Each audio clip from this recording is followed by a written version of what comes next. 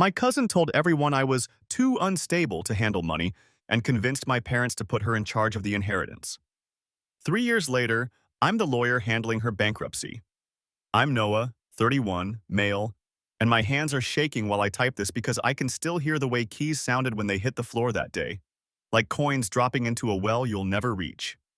That sound was courtesy of Lila, 33, female, my cousin, who always threw things instead of finishing sentences. She has this bright, chirpy voice that makes insults feel like compliments. Growing up, she was the kind of girl who borrowed your baseball glove and came back with a story about how it wanted to live at her house now. My mom, Karen, 58, female, is soft-spoken until someone suggests she's been unfair. Then she hardens like cooled sugar. My dad, Mark, 60, male, hears conflict and goes quiet long enough to be mistaken for agreeing with whoever talks last. That used to be me. Then Lila learned to cry on command. Grandma Ruth had a small brick bungalow that smelled like cinnamon and library books. She kept her will taped inside a cookbook, no joke, like a secret recipe, modest money, the house, and a note. For Noah, who understands paperwork. I was in my second year of law school then, the kid who highlighted casebooks until they bled neon. Lila called me spreadsheet, the way some people say roach. After Grandma died, we met in my parents' kitchen, bright with overhead LEDs that made everyone look overexposed. Lila arrived late, sunglasses on indoors, carrying a tote bag that read Girl Boss Energy in gold. She put a trembling hand on my mother's shoulder and said very gently, "Aunt Karen, I love Noah, but you know he's had panic stuff. Money triggers him." Panic stuff. She meant the one ER visit junior year when I lived on coffee and fluorescent lighting. She weaponized a heartbeat I couldn't slow down. She spun the narrative like taffy. I was brilliant but fragile, a hummingbird who needed protecting from financial stressors. She offered to help by serving as trustee just for a year. My dad stared at the laminate countertop. My mom nodded once, relieved to outsource grief to a clipboard. I said it was unnecessary. Lila smiled, slid her keys off the counter, and let them clatter between us. See? He's already overwhelmed. I remember the night the papers were signed because the air smelled like burnt coffee and cheap pen ink. I'd sat across from Lila at the dining table, watching her click through every page like she was flipping tarot cards. "It's temporary, Noah," she said, voice syrupy, eyes already darting toward her phone. "Just until you're, more stable." That word, stable, stuck to my ribs like poison. My mom patted my shoulder, murmuring something about avoiding tension. My dad gave me the same look he gave the broken lawnmower, helpless, apologetic, and tired. The notary stamped the final page. Just like that, Grandma's house, the one with the lilac bush and the creaky step that sang when you came home late, was legally under Lila's supervision. For a while, I tried not to think about it. Law school had swallowed me whole, and my brain could only process statutes and caffeine. But Lila made sure I couldn't ignore her. Every few weeks, she'd text photos of herself maintaining the property, a new chandelier, a minor remodel, or her favorite, renovating the guest room for Airbnb income. Each text came with a winky face.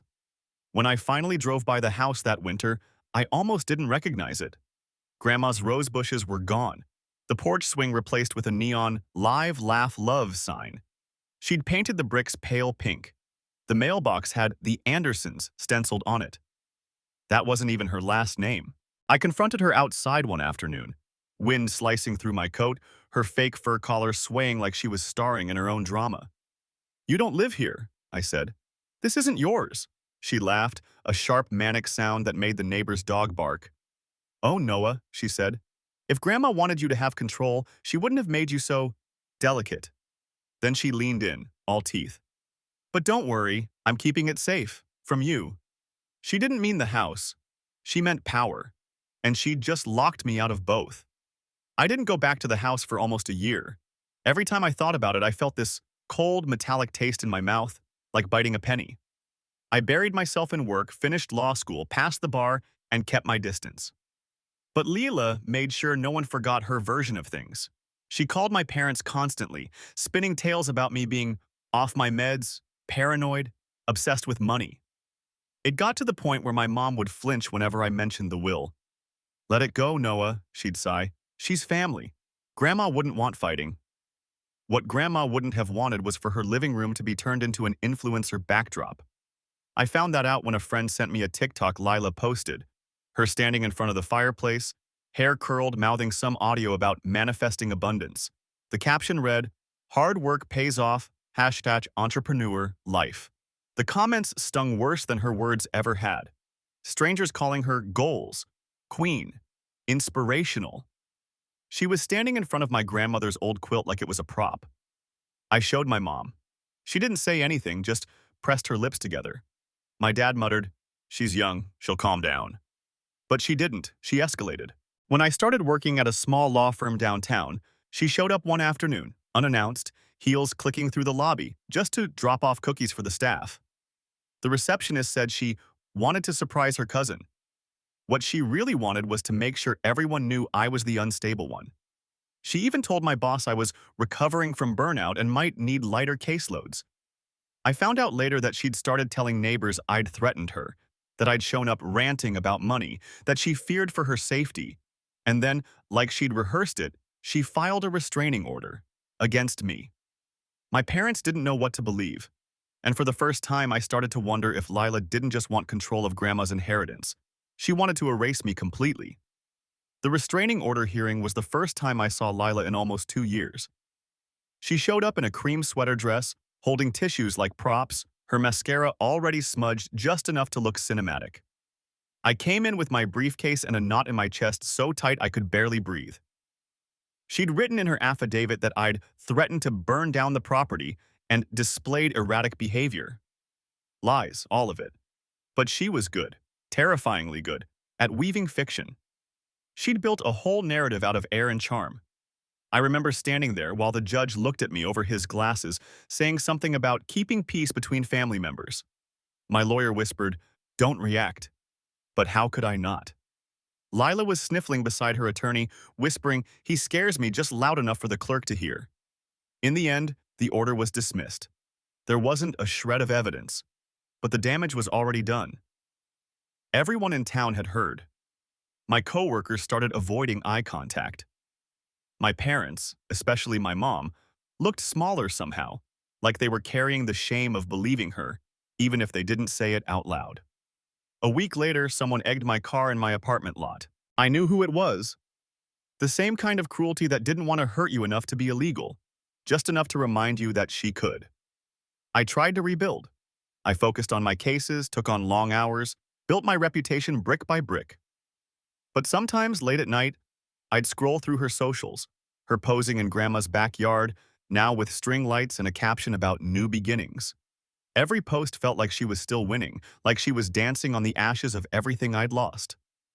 Until the day an unfamiliar email hit my inbox. Subject line, "Urgent.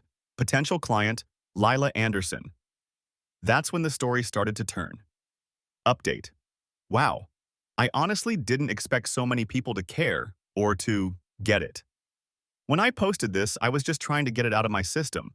But reading your comments, especially the ones saying she gaslit your whole family and you don't owe her peace, hit me harder than I thought it would. A lot of you asked if I ever got justice. Well, buckle up, because karma came wearing a tailored suit. When that email came in with Lila's name, I thought it was a prank. It was from a paralegal at a mid-tier firm I sometimes collaborated with. She wrote, "Prospective client, Lila Anderson, Chapter 13, bankruptcy. Would you be available for intake review?" I laughed so hard I nearly choked on my coffee.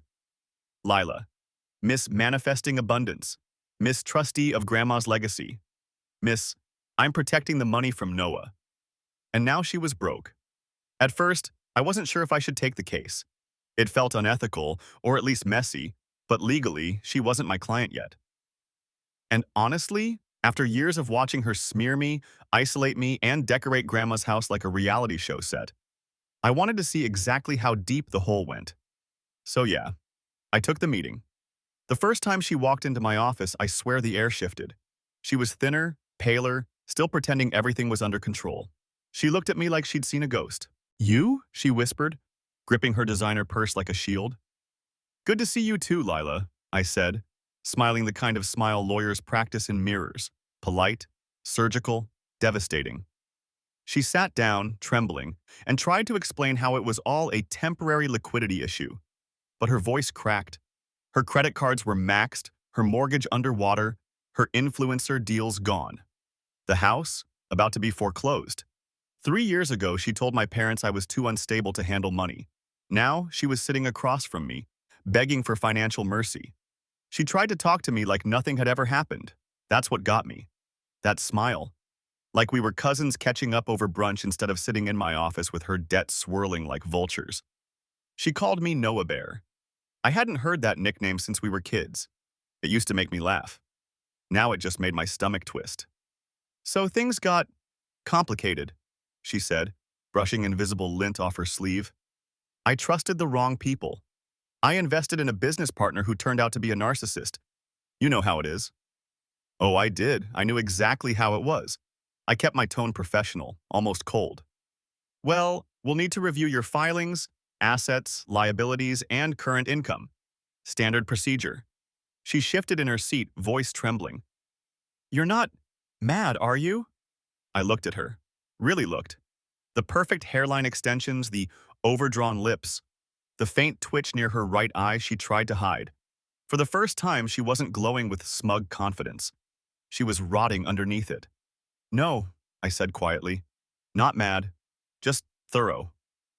Her paperwork was a disaster. Dozens of credit cards, loans, luxury items listed as business expenses. But the kicker, the cherry on top, was the house. Grandma Ruth's house. She'd refinanced it twice and taken out equity loans for brand management expenses. She'd turned my grandmother's legacy into collateral for Instagram filters and fake PR companies. Every page I turned felt like unearthing another layer of betrayal. When I mentioned the potential foreclosure, she snapped, eyes glassy, voice breaking. You can fix this, Noah. Please. Your family. She reached across the desk, her nails scraping the wood. And for the first time in years, I didn't flinch. Lila, I said, calm but sharp, I'm not your family in this room. I'm your attorney. She went very still, her lip trembling like a child about to throw a tantrum. You wouldn't let them take my house, she whispered. You owe me. I leaned back, letting her words hang. You're confusing me with someone who doesn't remember. That was the moment she realized it. This wasn't a rescue. It was the reckoning she'd been buying on credit for 3 years straight. The day I filed her bankruptcy petition was the day I understood what real silence feels like. The kind that hums under your skin, vibrating with everything you don't say. Lila showed up late to my office again, eyeliner smudged, wearing a coat that still screamed luxury but hung loose on her frame. She tried to charm the receptionist, to joke about hitting rock bottom in style, but her voice cracked halfway through the sentence. When she saw the thick folder on my desk, her smile faltered. That's everything? She asked. Everything you've disclosed, I said, then deliberately. And everything you didn't. Her eyes flicked up, suspicious. What's that supposed to mean? I slid a document across the desk, an account she hadn't listed. It was in her name, tied to the rental income from Grandma Ruth's house. You didn't mention this in your filing, I said. Her whole body stiffened. That's different. It's private. It's fraudulent, I said evenly. You hid income. If the trustee finds out, you could lose the protection of Chapter 13 entirely. That's when she broke. Not just crying, shattering. She lunged for the file, yelling that I was sabotaging her, that I wanted her to suffer. She actually knocked over the cup of pens, scattering them like shrapnel. My paralegal Jordan poked his head in, wide-eyed. It's fine, I said, not taking my eyes off her. We're done here. She froze, mascara streaking down her cheeks. You wouldn't, she whispered. I already did, I said quietly. You lied on legal documents. The trustee will know by morning. Her hands clenched. You think this makes you better than me? You think Grandma would want this? I stood up slowly, heart pounding. No, I said. I think Grandma would want the truth. And just like that, the mask cracked completely.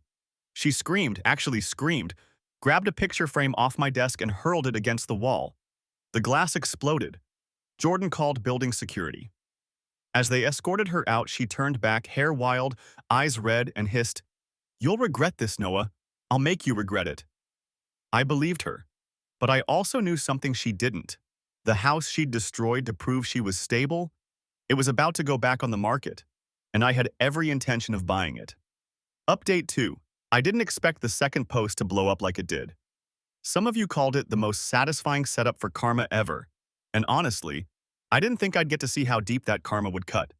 But life has a way of circling back, poetic and cruel all at once. A few weeks after Lila's meltdown in my office, I got the notice. Her case was converted from Chapter 13 to Chapter 7. That meant liquidation. Everything she owned, her car, her jewelry, her business assets, and yes, the house, would be sold to pay her creditors. She tried to fight it, filed motion after motion, but the trustee denied them all. She was done. My boss pulled me aside and said, "You sure you want to stay involved? This is personal." Yeah, it was personal, but not in the way he thought. When the property went up for sale, I called the realtor the same morning the listing went live. She didn't even realize the buyer was me until closing. I bought it under an LLC, clean, discreet, professional. Lila had no idea. The first time I walked back inside, the place felt like a ghost version of my childhood. The pink walls were cracked, the chandelier hung lopsided, and the "Live, Laugh, Love" sign was lying face down on the floor, coated in dust. I just stood there for a long time, staring at that step that used to creak when Grandma came to tuck me in. A week later, Lila showed up unannounced. I guess she'd driven by and seen the "Sold" sign. She was shaking when she knocked, makeup smeared, voice cracking when she said, "Please tell me it's not you." I opened the door just wide enough for her to see the deed folder on the counter with my firm's logo stamped across it. "It's me," I said. She looked around like she might wake up from it. Her lip trembled. "You ruined me." I shook my head. "No, Lila. You did that when you called me unstable." She tried to lunge forward, but I shut the door. Slow. Final. As the lock clicked, I swear I heard Grandma's old floorboard creak behind me, like the house itself was exhaling after holding its breath for 3 years. Now, I'm restoring it piece by piece. The lilacs are coming back next spring. The swing's going on the porch again. And every morning I pass the pink paint chips peeling from the bricks and think, sometimes revenge doesn't have to scream. Sometimes it just needs to come home. The house felt alive again, quiet, yes, but breathing. Every weekend, I stripped away another layer of what Lila had turned it into. The fake marble wallpaper, the glitter-coated light fixtures, the cheap influencer furniture that looked expensive until you touched it. Underneath all of it, Grandma's house was still there. My dad came by one Saturday with his old toolkit. He didn't say much, just started sanding the porch railing like he'd been waiting years for permission. My mom brought cinnamon rolls, the kind Grandma used to make when someone was sad but pretending not to be. We didn't talk about Lila. We didn't need to. But the thing about people like her is, they don't vanish when you close the door. They linger, like mold under paint. It started small, a voicemail from an unknown number, just heavy breathing. Then a message on my firm's public email.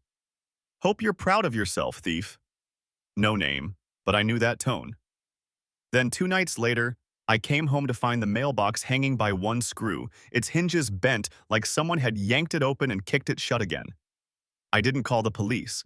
I didn't even fix it that night. I just stood there, looking at the ruined mailbox and the lilac buds starting to sprout beside it. She was still trying to own the last piece of control. A week later, she showed up again, right at dusk. Her car idled at the curb, headlights slicing through the yard. When I stepped outside, she rolled down the window, mascara smudged, voice hoarse. "Do you feel better now?" she shouted. "Do you sleep good at night in my house?" I didn't answer. I just stood there, calm, hands in my pockets. She got out, unsteady, gripping the door for balance. "You ruined my life!" she screamed, pointing at me. "You stole everything from me!" That's when I said it, quiet but sharp. "You can't steal what was never yours, Lila." She froze, like she wanted to lunge but couldn't. Then she started sobbing, full body, ugly crying right there in the street. Neighbors' porch lights flicked on. Someone filmed. I went inside without another word. By morning, the video was online. Local influencer meltdown at former family home. Thousands of views, comments brutal. That was the night she finally stopped calling. After the video went viral, things changed fast. Overnight, Lila's image, the entrepreneur, the girl boss, the manifesting queen, collapsed like a paper lantern in the rain. Her brand deals vanished, her socials went dark, and within a week, even her former friends were sharing the video with snide captions like, "Yikes, mental health is real." I didn't feel joy, not exactly. It was something quieter, heavier, like justice, but with an aftertaste. The police came by once just to check in, because apparently Lila had filed a harassment complaint, again. But this time the officer recognized me from the courthouse and sighed. "We've seen the footage," he said, handing me a business card. "If she shows up again, call us directly." She didn't. Not once. Still, I couldn't shake the feeling she'd left fingerprints all over my piece. The broken mailbox. The eggshell stains still faint on my driveway. The faint smell of her perfume that seemed to linger in the house's hallway, no matter how many times I scrubbed it. I started keeping the porch light on at night, more out of ritual than fear. Spring came and the lilac bush finally bloomed again, purple and defiant. My mom cried when she saw it. My dad took a picture and sent it to me later with a text that just said, she'd be proud. I hosted them for dinner that weekend. The first time the house felt truly alive again. There was laughter, clinking plates, cinnamon in the air, the way it used to be. After they left, I sat on the porch swing, listening to the creak of that one step. The same creak that used to mean Grandma was home. I thought about Lila, where she was, what she'd tell herself now. Maybe she still thought she was the victim. Maybe she'd find someone new to blame. But she could never undo what she'd done to herself. That house had always been more than money or inheritance. It was proof. Proof that truth, even buried under lies, eventually pushes its way through like lilacs in cracked soil. When I finally turned off the porch light that night, I didn't look back at the street or think about Lila anymore. I just whispered, "It's done." And for the first time in years, it actually was.